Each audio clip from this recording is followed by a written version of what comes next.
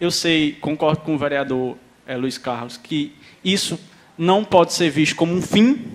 Entretanto, a curto prazo, nós não temos outra alternativa a não ser criar o ecoponto e, gradativamente, ir implementando outras ações para ir diminuindo a utilização do ecoponto, né? Em virtude da grande quantidade de carroceiros, o bairro de Candelária não tem muito carroceiro atuando lá diariamente, então é necessário um ecoponto para lá. Não vai resolver o problema de resíduos se não tiver um ecoponto. Por quê? Porque os resíduos vão continuar sendo gerados e o trabalho diário da urbana, a dinâmica técnica da urbana, não vai dar conta da forma como esses resíduos extras são gerados, né? Que são resíduos de pequenas reformas nas casas, vamos dizer assim, que necessitam de uma adequada destinação.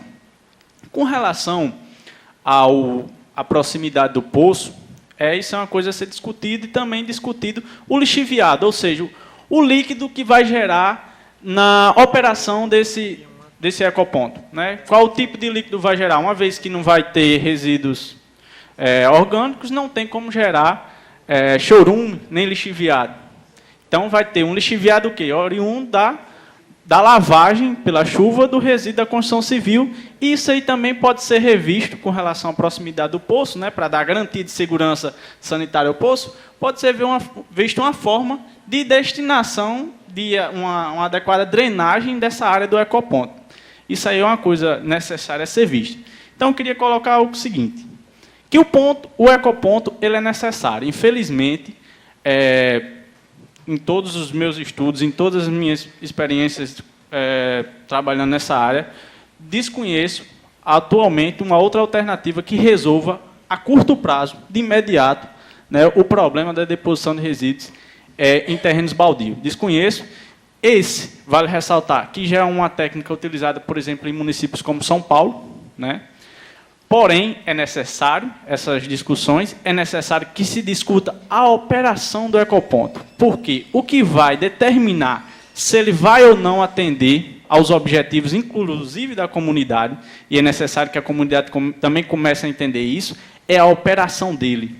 Se o ecoponto ele for bem operado, a importância da comunidade em fiscalizar a operação do ecoponto, se ele for bem operado, ele atinge os objetivos. E assim como, por exemplo, na implantação da política de gerenciamento de resíduos, traçar, né, metas a longo prazo para fazer com que esse ecoponto, com o tempo, ele venha a ser desativado. Porém, enquanto a gente não fizer isso, a gente não vai ter esse problema.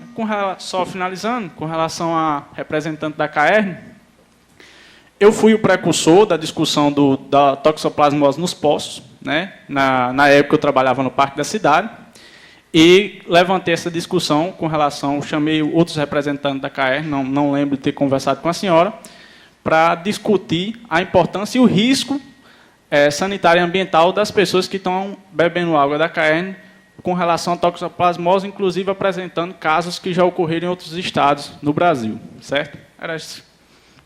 Nós agradecemos e a gente já deu outra saída aqui. Nós sempre quer resolver esse problema a partir de amanhã, basta diminuir essa taxa que a prefeitura cobra, de R$ 56, para o cabo tirar uma poda de árvore da sua casa, baixar esse valor, divulgar isso, que a prefeitura, como eu disse, tem 13 milhões de reais para gastar em propaganda, então tem como divulgar isso de uma hora para outra, toda a cidade fazer, e aí o ecoponto eu não quero que acabe. O que eu digo é que a gente tem que diminuir, fazer o mínimo possível e num local correto, e não como foi feito agora nesse de Candelária. E esse mínimo possível, lógico, vai evitar exatamente que esses carroceiros se proliferem pela cidade, porque com essas condições que querem fazer, colocando isso como uma política boa, de ação imediata, vai contribuir para aumentar e não para resolver o problema. Passamos para o próximo inscrito, a senhora Gláucia Luiz, da CAERN, que ela já disse que ia se pronunciar e foi citada aqui pela representante da CAERN, que ocupa a mesa. Ok, bom dia a todos. Eu gostaria só de acrescentar um pouco a fala da doutora Paula Ângela e questionar um pouco a fala do senhor Rogério, representante da CEMURB, né? Rodrigo, desculpe, com relação a essa questão da localização do ecoponto, né? embora o que está em discussão hoje seja a questão da localização em relação ao poço P4 da Caerne, a gente sabe que há áreas dentro da cidade de Natal que são áreas de recarga de água subterrânea. Então, é importante, eu acho que é importante que seja verificada essa localização de outros ecopontos, né, que não necessariamente tem que estar ao lado de um poço para ser um ponto de impacto ambiental, mas ele pode estar localizado numa área que seja área de recarga. E aí a gente compromete a qualidade da água da mesma forma ele estando localizado ao lado do poço, né? E embora a gente saiba que também, teoricamente, não teria deposição de lixo orgânico, não teria geração de chorume, mas nós sabemos que o resíduo de construção civil ele é composto de vários materiais, inclusive tinta, gesso, e tudo isso tem vários componentes que não necessariamente vão contaminar do ponto de vista microbiológico, mas podem contaminar com outros tipos de componentes químicos, né? Nós sabemos que tinta, por exemplo, tem bastante metal pesado, tem chumbo, por exemplo, né? A gente sabe que o gesso é o quê? É o sulfato. Então, há necessidade da gente identificar realmente pontos adequados para a localização do ecoponto e pensar a questão da impermeabilização do solo, né? Porque, pelo que a gente viu numa foto apresentada pela Urbana, lá na Rua Mermóis, ele está sobre uma pavimentação de paralelepípedo. A gente sabe que ali é um local que há a possibilidade de infiltração de material ao longo do tempo, né?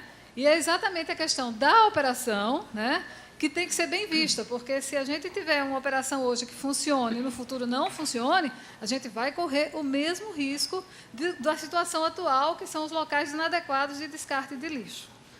Então, é só essa observação que eu gostaria de fazer. Obrigada. Nós agradecemos e passamos a palavra ao senhor Alcindo de Souza. Bom dia. Bom dia a todos. Gostaria de cumprimentar o vereador Luiz Carlos pela iniciativa da audiência pública e, em nome do presidente da mesa, cumprimentar todos os demais representantes que compõem a mesa. Gostaria de cumprimentar a todos os moradores que hoje estão presentes aqui nesta casa parlamentar, cumprindo a sua função de cidadã.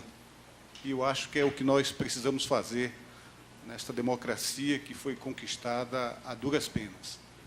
E tentarei dar a minha contribuição da forma mais fática possível, porque os aspectos técnicos já foram aqui devidamente colocados pelas partes interessadas e envolvidas na questão. Sou morador da Padre Stanislau há 21 anos, portanto, instrumento, o agente das questões que interferem diretamente naquela comunidade. Eu costumo dizer que ali nós temos um condomínio aberto, dado o nível de interação e de compromisso que a comunidade tem com a cidadania.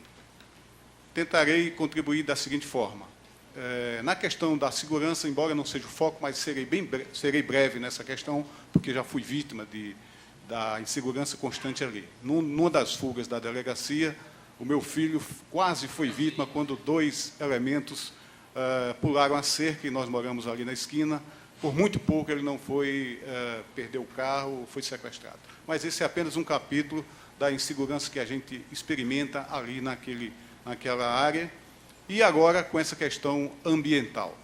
No dia da audiência pública no Ministério Público, após a audiência, eu fui fazer uma caminhada ali e com os olhos mais preocupados nos aspectos que a gente estava discutindo ali. No momento, havia, ao lado da construção, lixos orgânicos, e um cheiro muito forte e desagradável. E aí a gente volta quando a gente ouve sobre o projeto, ninguém em sã consciência pode ser desfavorável contra o projeto do ecoponto. Eu acredito que nós somos contra a inadequação do local.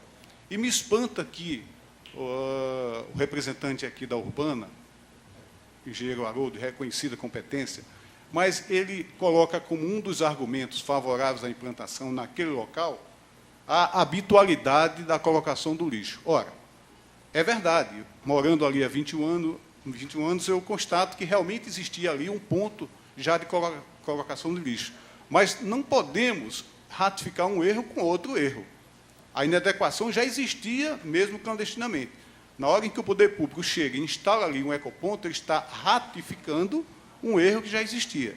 Os aspectos técnicos, eu acho que basta que a gente observe a realidade. E, convivendo ali, a gente observa. Aquela praça, por exemplo, foi construída e abandonada, porque não havia quem cuidasse da grama e nem havia quem cuidasse do lixo. Os moradores, mais uma vez, cumprindo a sua função cidadã, passamos a remunerar uma pessoa para cuidar da praça. Então, esse é o espírito, só para tentar ilustrar qual é o espírito comunitário que existe naquele trecho.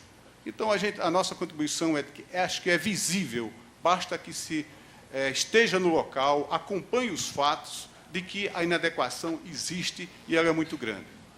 Só para finalizar, presidente, eu acho, por que não deslocar esse ecoponto, por exemplo, para um pequeno 1% da área do parque da cidade, seria suficiente.